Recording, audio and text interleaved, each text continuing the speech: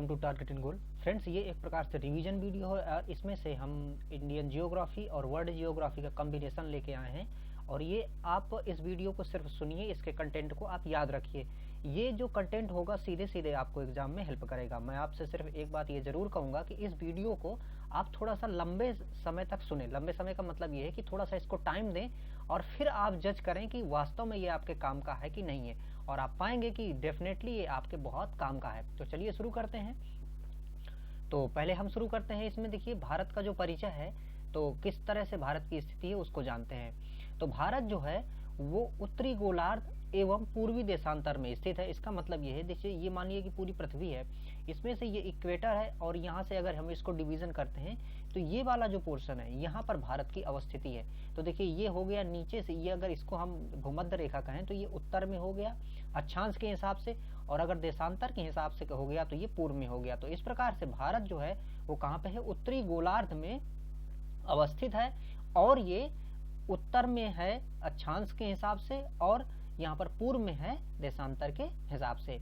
भारत की जो आकृति है वो चतुष्कोणीय है, मतलब कि अगर हम इसका मैप अगर देखते हैं तो हमें चतुष्कोणीय दिखता है, चार कोनों वाला, इस प्रकार से वो यहाँ पर हमें नजर आता है। तो ये भारत की जो स्थिति है चतुष्कोणीय है। भारत का कुल जो क्षेत्रफल है वो है 32,87,263 वर्ग किलोमीटर। ये भारत का क्या है, पूरा का पूरा क्षेत्रफल है। भारत का जो संपूर्ण क्षेत्रफल है विश्व के पूरे संपूर्ण क्षेत्रफल का 2.4% है। अब ये देखिए ये 2.4% पूरे विश्व का भारत के पास क्षेत्रफल है। लेकिन वहीं पर अगर हम जनसंख्या की बात करें फ्रेंड्स, तो 17.5% मतलब 17.5% भारत में जनसंख्या निवास करती है पूरी विश्व की। भारत की राजधानी जैसा आप जानते हैं कि नई दिल्ली में है, और ये 1912 में पूर्णतया लॉर्ड हार्डिंग द्वारा स्थापित की गई थी। वैसे तो देखिए जो ये अनाउंसमेंट किया गया था तो ये 1911 में किया गया था कि भारत की राजधानी कोलकाता न होके क्या होगा, दिल्ली होगा। तो कोलकाता से दिल्ली राजधानी ट्रांसफर करने का आदेश पारित किया गया था 1911 में, लेकिन पूरी तरह से 1912 में दिल्ली को राजधानी स्थापित कर दिया गया था। भारत में सबसे ज्यादा बोले जाने वाली जो भाषा है वो है फिर हिंदी। फ्रेंड्स, भारत में सबसे बड़ी जनजाति जो है वो है गोंड जनजाति। तो पूरे भारत की जो जनजाति है ये गोंड जनजाति है। लेकिन मध्य प्रदेश में जो सबसे ज्यादा जनजाति निवास करती है वो फ्रेंड्स गोंड ना होके वो क्या है, भील है। ठीक है, तो भील जनजाति जो कि भारत की दूसरी बड़ी जनजाति है, वो उसकी सबसे ज्यादा जनसंख्या हमें मध्य प्रदेश में मिलती है। और जनसंख्या की दृष्टि से अगर देखा जाए तो मध्य प्रदेश ऐसा राज्य है जहां पर पूरे भारत की सबसे ज्यादा जनजातीय संख्या निवास करती है।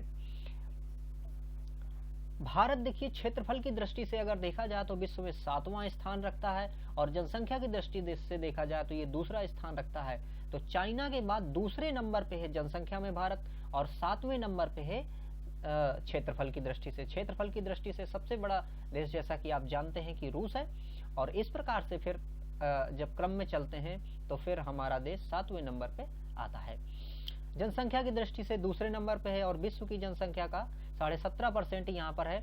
अक्षांशीय और देशांतरीय विस्तार की अगर बात करें तो देखिए यहाँ पर जो अक्षांश है इसकी मुख्य भूमि जो है वो 8 डिग्री 4 मिनट से लेकर 37 डिग्री 6 मिनट तक है। यहाँ पर देशांतरीय विस्तार की बात करें तो 68 डिग्री 7 मिनट से लेके 97 डिग्री 25 मिनट पूर्वी देशांतर तक है। इसको मैं आपको यहाँ पर देखिए फिगर में भी थोड़ा सा इंडिकेट करा दूं। तो जैसे ये देखिए अपना इंडिया है, और इंडिया का देखिए सबसे जो नीचे से अगर हम बात करें मुख्य भूमि से, तो देखिए ये मुख्य भूमि है ये। ठीक है, तो मुख्य भूमि मतलब 8 डिग्री 4 मिनट से लेके अगर हम उत्तर तक जाते हैं तो यहाँ पर हमें मिलता है 37 डिग्री 6 मिनट, जो कि इंदिरा कॉल नाम से जाना जाता है। तो भारत का सबसे उत्तरतम बिंदु जो हमें मिलेगा वो इंदिरा कॉल मिलेगा, जो कि यहाँ पर हमें इंडिकेट करेगा। और सबसे उत्तरतम जो अक्षांश मिलेगा हमें वो 37 डिग्री 6 मिनट मिलेगा। यहाँ पर दक्षिण में जो सबसे नीचे जो पॉइंट है फ्रेंड्स वो मिलता है हमें कन्याकुमारी, और इसे हम केप कैमोरिन के नाम से भी जानते हैं। यहाँ पर केप जो होता है एक इस प्रकार की आकृति होती है जो नोक निकला होता है और इधर से पानी से घिरा हुआ होता है, उसे हम केप कहते हैं। तो ये भारत का दक्षिणतम बिंदु होगा। इसके बाद यहीं पर मैं आपको बताना चाहूंगा कि भारत का जो पश्चिमी देखिए बिंदु है जो कि गुजरात में है, एक नाम स्थान है इसका गौर माता। तो गौर माता जो स्थान है ये गुजरात में है और ये भारत का पश्चिमी बिंदु है जो कि 68 डिग्री 7 मिनट पर इंडिकेट करता है। इसी प्रकार से अगर हम यहाँ पर पूर्वी स्थान की बात करें तो अरुणाचल प्रदेश में एक स्थान है जिसका नाम है किबुथु, और ये किबुथु अरुणाचल प्रदेश का सबसे पूर्व का स्थान है भारत का। तो इस प्रकार से भारत की स्थिति है। यहाँ पर और भी मैं आपको बताना चाहूंगा कि देखिए भारत की जो उत्तर से दक्षिण और पूरब से पश्चिम, तो उत्तर से दक्षिण की भारत की जो लंबाई है ये है कितनी 3214 किलोमीटर, और यहाँ पर अगर हम पूर्व से पश्चिम की बात करें तो ये है 2933। ठीक है, तो पूर्व से पश्चिम 2933, उत्तर से दक्षिण अगर इसकी हम बात करें तो कितना है 3214। अब इसके बाद देखिए अगर हम यहीं पर बात कर लें कि भारत की जो सीमा है सबसे ज्यादा किससे लगती है, तो बांग्लादेश जो है इसकी सीमा सबसे ज्यादा भारत से क्या होती है, टच होती है। अब चलिए कंटेंट पे चलते हैं, पुनः जो भी चीजें रहेंगी हम आपको एक बार फिर मैप दिखाएंगे। तो देखिए यहाँ पर वही सारी चीजें हैं। तो देखिए 3214 और ये 2933, इसके बाद उत्तर से दक्षिण का सबसे उत्तरतम बिंदु दक्षिण बिंदु, और इसके बाद देखिए ये केप कैमोरिन जो अभी हमने डिस्कस किया वो है। और देखिए यहाँ द्वीपों की संख्या, तो द्वीपों की संख्या कुल कितनी है 247, जिसमें से ये जो अपनी बंगाल की खाड़ी है इसमें से 204 हैं। इसके बाद अरब सागर की तरफ जो है वो 43 द्वीप हैं ओनली। तो ये भारत में फैले हुए उसके आसपास के द्वीप हैं। लक्षद्वीप में जो द्वीपों की संख्या है वो 36 है। भारत की स्थल सीमा की कुल लंबाई, भारत की जो स्थल सीमा है इसकी जो लंबाई है वो है 15,200। अब देखिए स्थल सीमा का मतलब ये है कि जहां से सागरीय सीमा नहीं लगती है उसे हम स्थल सीमा कह रहे हैं। और सागरीय सीमा की यदि हम बात करें तो ये है फ्रेंड्स कितनी, ये है 7,516.5 किलोमीटर। अब ये देखिए आपको यहाँ पर ये बात ध्यान रखनी होगी कि ये जो देखिए 7,516.5 है ये द्वीपों को मिला के है। तो जो अपने लक्षद्वीप हैं या फिर अंडमान निकोबार द्वीप समूह हैं इन दोनों को मिला के ये दूरी है। अगर वहीं पर ऐसी आ जाए कि मुख्य भूमि कितनी है कि जो तटीय लंबाई है तो वो 6100 किलोमीटर आपको फ्रेंड्स इंडिकेट करना है। भारतीय जो मानक समय है वो आप जानते हैं कितना 82 डिग्री पूर्वी देशांतर जो है वो कहलाता है मानक समय, और मानक समय से ही पूरे देश का जो समय है वो इंडिकेट किया जाता है। तो ये जो 82.5 अंश देशांतर रेखा है ये इलाहाबाद यानी कि प्रयागराज के मिर्जापुर, इसके मतलब पास में ही एक मिर्जापुर है, यहाँ से ही गुजरती है। और ये जो रेखा है 82.5 अंश ये देखिए मतलब कि उस प्रकार से 5 राज्यों से ये गुजर के जाती है। तो जैसे यूपी हो गया, यूपी के नीचे आएंगे तो एमपी हो गया, फिर छत्तीसगढ़ हो गया, छत्तीसगढ़ के साथ फिर जैसे उड़ीसा हो गया, तो इधर से इसके बाद आंध्र प्रदेश हो गया। तो यहाँ से गुजरते हुए ये 5 राज्यों से गुजरते हुए ये रेखा 82.5 अंश गुजरती है। भारतीय जो मानक समय है ये ग्रीनविच समय से 5.5 घंटे आगे है।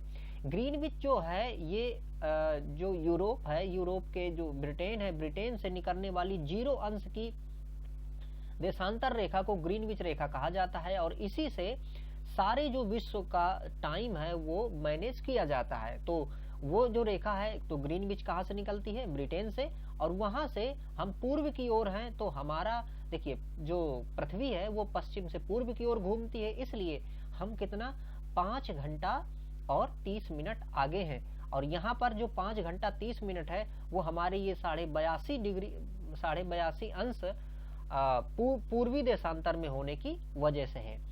देखिए वर्तमान में जो राज्य हैं वो कितने हैं, 28 हैं, और 8 केंद्र शासित प्रदेश हैं। आप जानते हैं कि देखिए लेटेस्ट में मैं आपको बताना चाहूंगा कि जम्मू कश्मीर से धारा 370 यानी कि अनुच्छेद 370 जो कि अस्थायी प्रबंध था, इसको निरस्त करने के बाद में जम्मू कश्मीर को 2 बराबर भागों में, मतलब ये 2 भागों में उनको बांट दिया गया।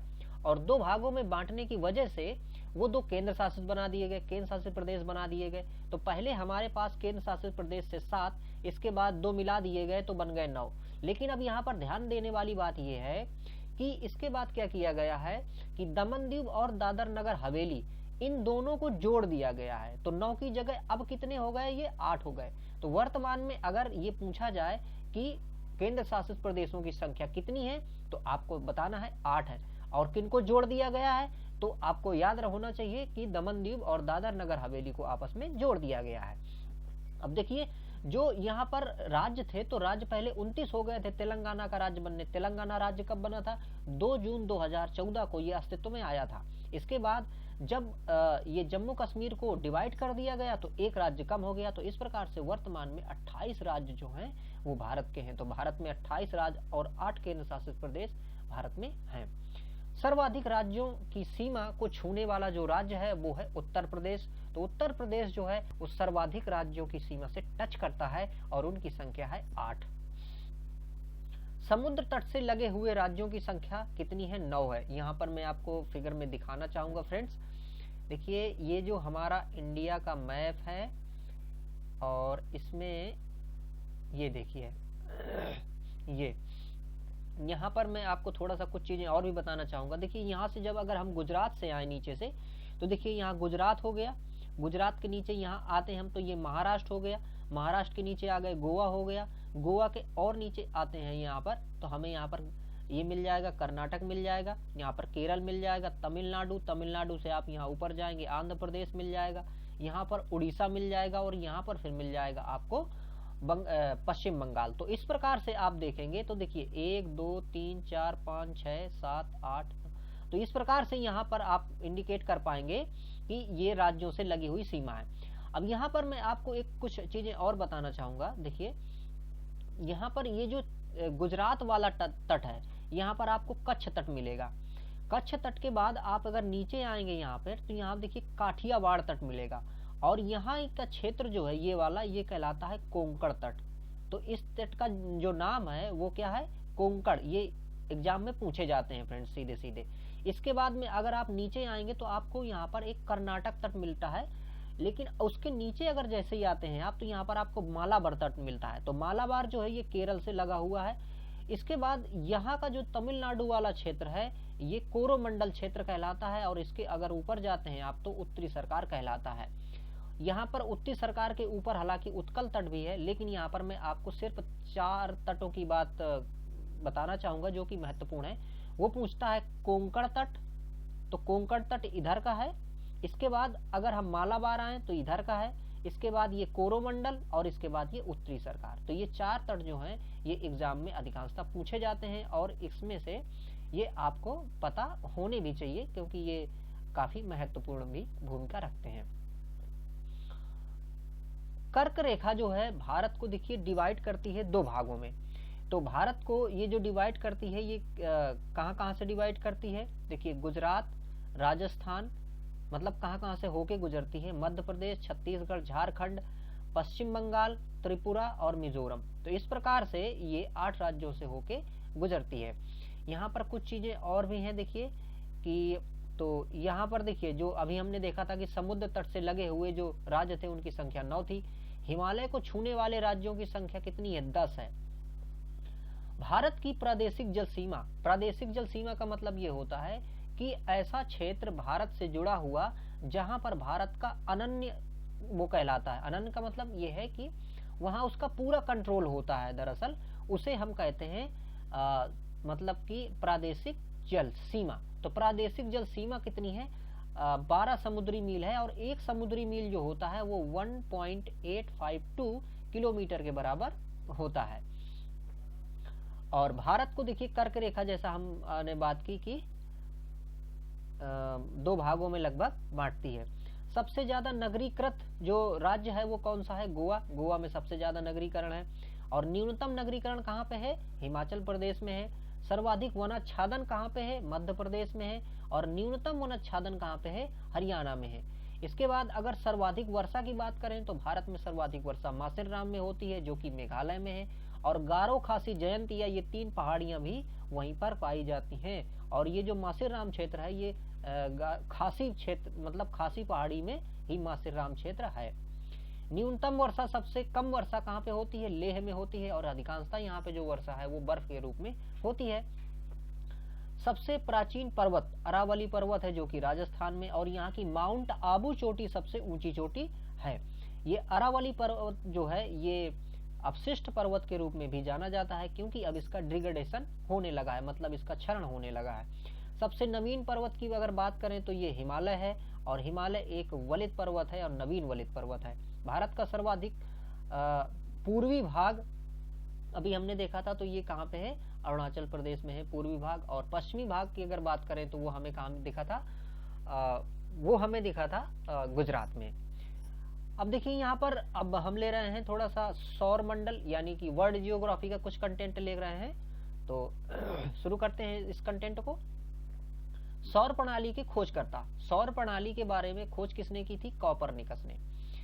सौर मंडल में ग्रहों की संख्या कितनी है, 8 है। पहले 9 होते थे, लेकिन जो हमारा यम ग्रह है उसको हटा दिया गया है, और कितने में हटाया गया था, 2006 में हटाया गया था। वो इसको इसलिए हटाया गया था कि ये मतलब जो नेपच्यून है, नेपच्यून की पथ को क्या कर रहा था कि काट रहा था, इसलिए इसको बाहर कर दिया गया था। और एक विशेषता ये होती है कि अगर किसी ग्रह का उपग्रह है उसके वास्तविक जो आकार है उससे अगर बड़ा है तो वो इस ग्रह की श्रेणी में नहीं रखा जाएगा। तो इस प्रकार से उसको अब बौने ग्रह की श्रेणी में रख दिया गया है। तो इसको अलग किया गया कितने में, 2006 में, ये हमें याद रखना है। ग्रहों की गति का नियम ये किसने प्रतिपादित किया था, केपलर। केपलर ने बताया था कि जो ग्रह हैं वो किस प्रकार से एक परवलयाकार क्षेत्र में गति करते हैं। सबसे बड़ा और भारी जो ग्रह है वो कौन सा है, बृहस्पति है, ये सबसे बड़ा है। और अपनी धुरी पे सबसे तेज घूमने वाला भी ये ग्रह है, कि अपनी धुरी में बहुत ही तेजी से घूमता है ये, और ये लगभग 9 या 9.5 घंटे में पूरी कर लेता है अपने एक धुरी में पूरी चक्कर। जैसे हमारी पृथ्वी जो है पूरी अपनी धुरी में घूमने में 24 घंटे लेती है, इसी प्रकार से ये 9 से 10 घंटे के बीच में ही अपना एक पूरा राउंड कर लेता है। सौर मंडल का सबसे छोटा ग्रह कौन सा है, ये है बुध, और बुध ग्रह ही सूर्य के सबसे निकट का ग्रह भी है।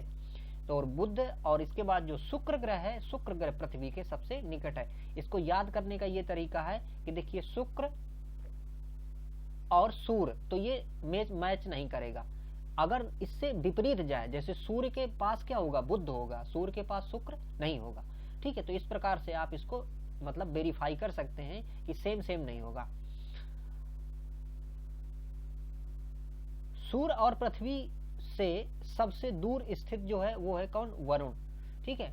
मतलब कि जो नेपच्यून है, वरुण है, अब ये श्रृंखला में सबसे दूर है, क्योंकि यम को हमने ग्रह की श्रेणी से हटा दिया है। पृथ्वी के सबसे निकट स्थित कौन है, शुक्र है।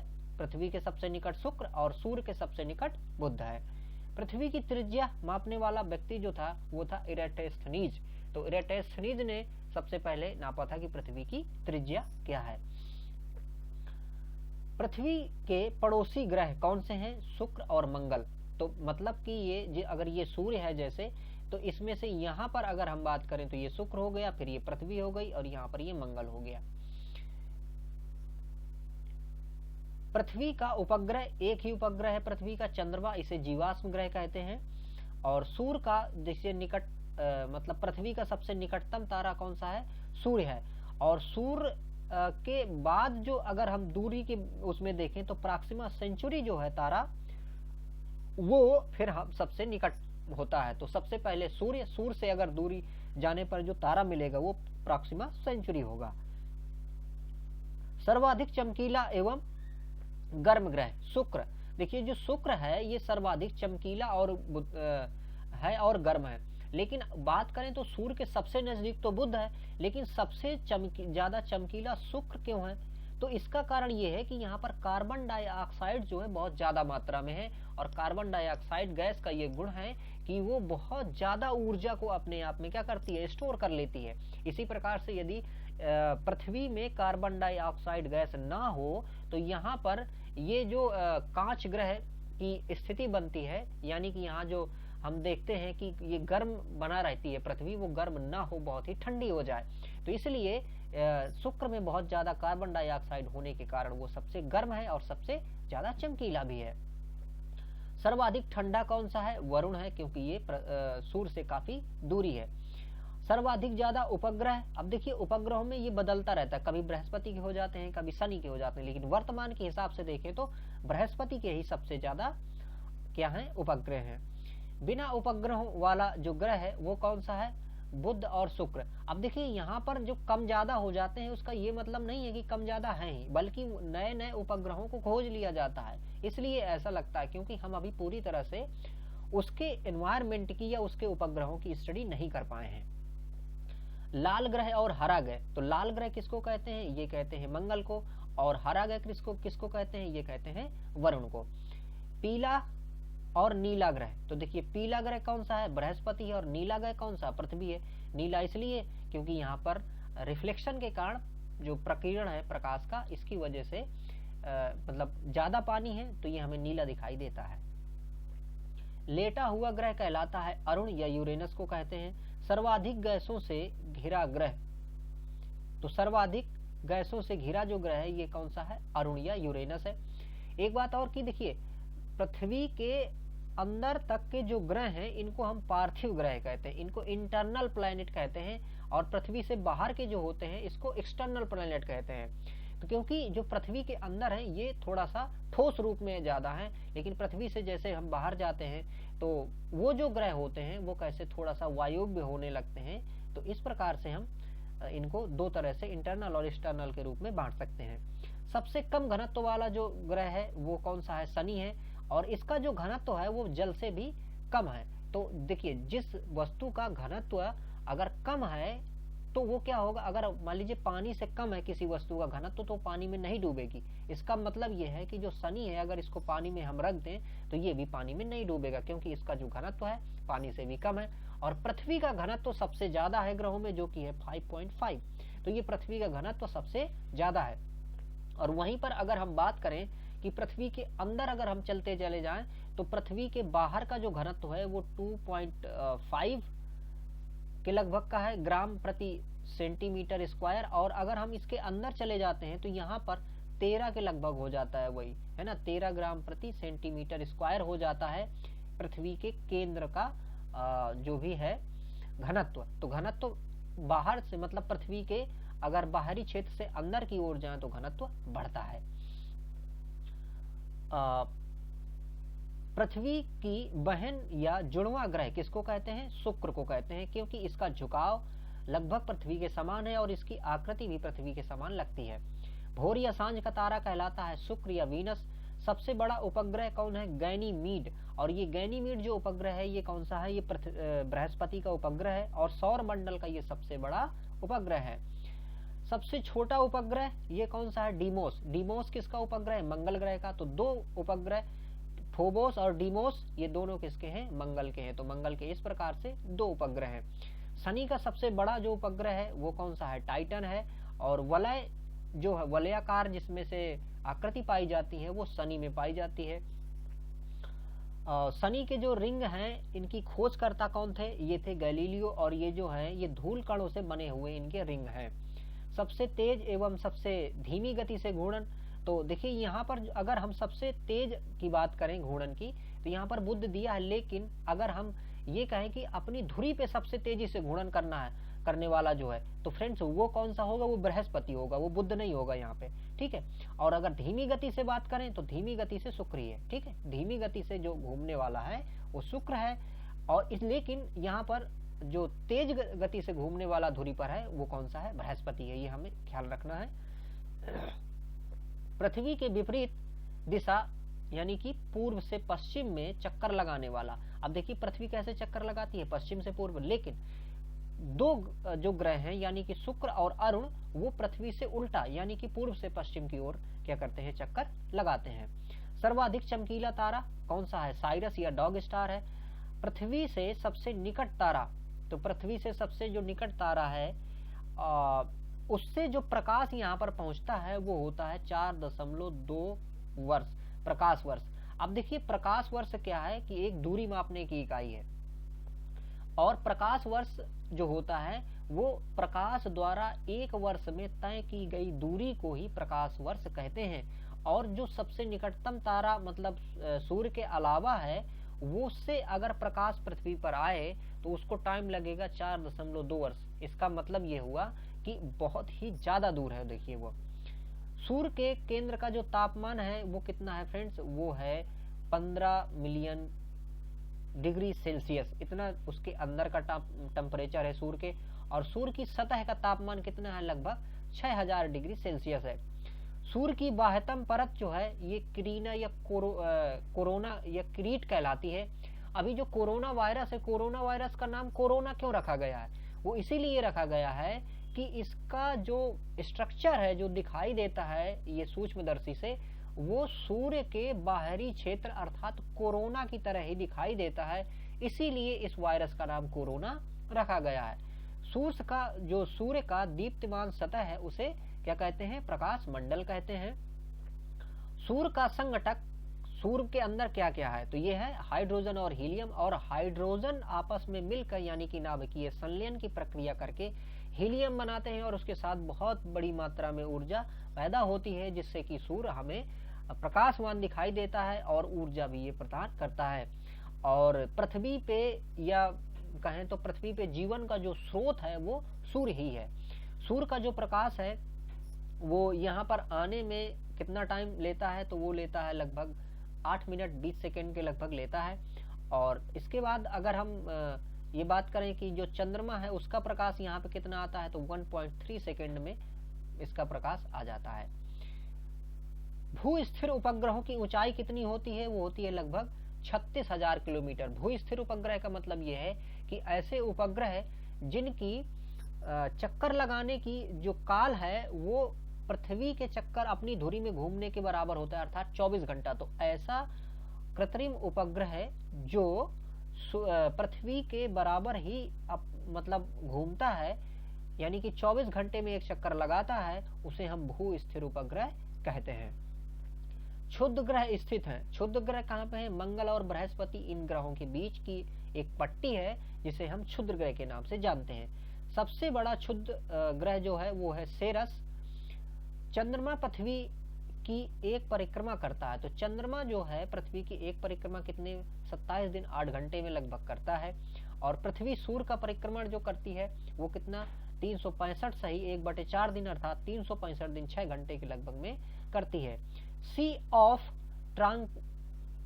ट्रैंक्विलिटी ये स्थित कहाँ पे है, ये है चंद्रमा पे। देखिए सी ऑफ ट्रैंक्विलिटी जो है ये चंद्रमा के जो हमें प्रकाशमान भाग दिखाई देता है इसके आउटसाइड वाला यानी पीछे वाला क्षेत्र है जो कि अंधेरे में रहता है, तो इसे हम कहते हैं सी ऑफ ट्रैंक्विलिटी। और मैं आपको एक बात बताना चाहूंगा कि जो मंगल ग्रह है वहां पर पूरे सौर मंडल का सबसे ऊंचा ज्वालामुखी पर्वत पाया जाता है। तो फ्रेंड्स ये वीडियो था, ये वीडियो आपको कैसा लगा फ्रेंड्स, यदि आपने इस वीडियो को लास्ट तक देखा है तो आपका बहुत बहुत धन्यवाद। और अगर इस वीडियो में आप कोई सुधार चाहते हैं या फिर कौन से वीडियो आप चाहते हैं तो आप इसमें रिकमेंड जरूर करें। वीडियो अच्छा लगा हो तो लाइक करें और अपने दोस्तों के साथ भी शेयर करें। Thank you for watching.